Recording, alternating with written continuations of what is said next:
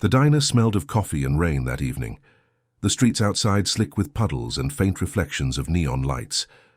A homeless man stood hesitating at the window. His clothes soaked his hands, trembling, as he pressed them together against the glass inside. A waitress in a faded uniform noticed him.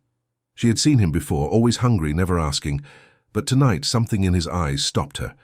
She walked to the counter, whispered something to the cook, and filled a bowl of soup, with a half sandwich on the side.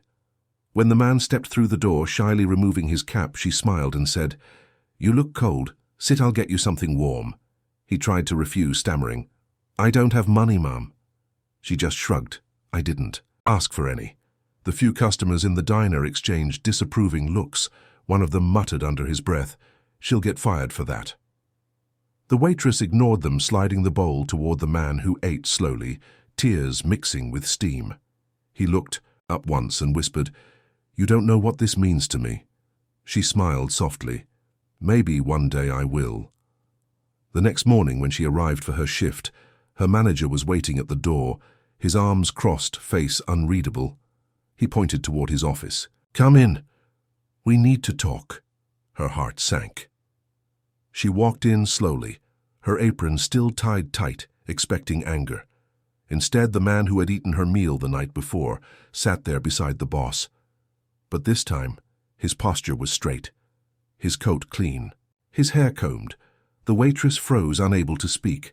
The manager looked at her, a small smile breaking through. "You didn't just feed a homeless man last night. He said you fed the owner of this restaurant." The waitress stood frozen, her eyes darting. Between her boss and the man she had fed only hours ago, her voice trembled. "I don't understand." The man smiled gently and rose from the chair. He no longer looked like the weary stranger from the night before. His clothes were pressed his eyes. "Clear of exhaustion, I own this place," he said quietly. "But last night I wasn't here as an owner. I was here as a man who needed to see if kindness still existed in the world." Her breath caught as his words sank in. The boss folded his arms, his voice softening. "I had no idea he was doing this test until he walked in this morning and told me exactly what you did for him." The man stepped closer, placing an envelope on the desk. "You didn't hesitate. You didn't ask who I was. You just cared." He hesitated, reaching for the envelope. Inside was a check and a letter written in careful handwriting.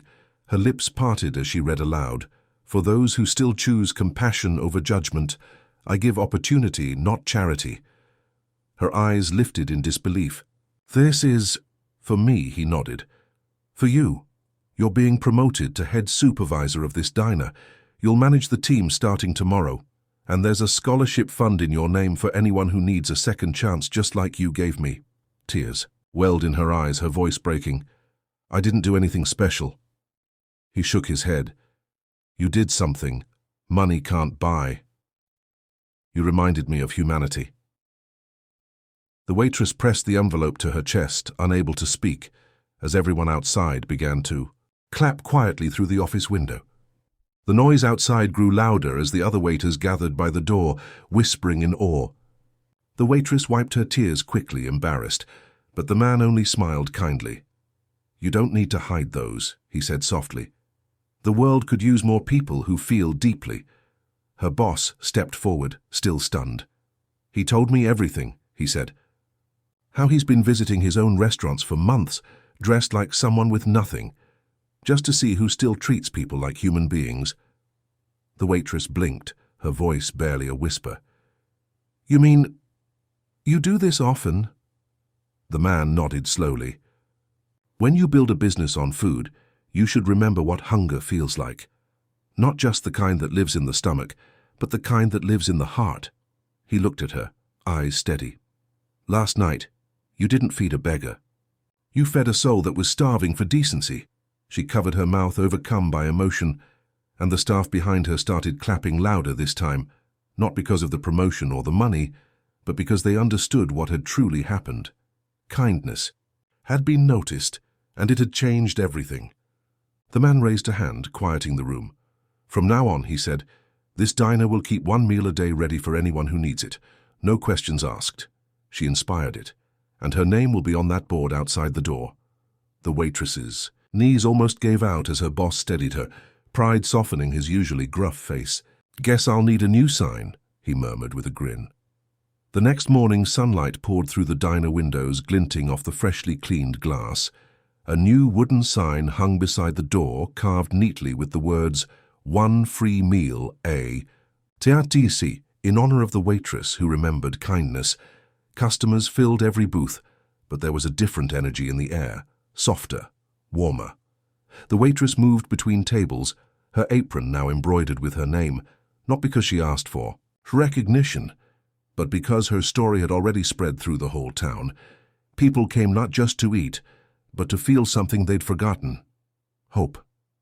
Her boss smiled from behind the counter as a mother and child came in, their clothes worn, their eyes tired. He nodded toward her wordlessly. She walked over, knelt beside the table, and said gently, "Just a moment, dear. I'll bring you something warm." The same words she had spoken the night everything changed. When she turned, she saw the restaurant owner sitting in the corner, quietly watching with the same soft smile as before. He raised his coffee in a silent toast, and she nodded back, her heart swelling with quiet pride. In a world where people often look away, she had chosen to see, and because of that one simple choice, an entire community now looked at the world a little differently. If this story moved you, share it, so others never forget that one selfless act can rewrite a destiny in ways no one sees coming.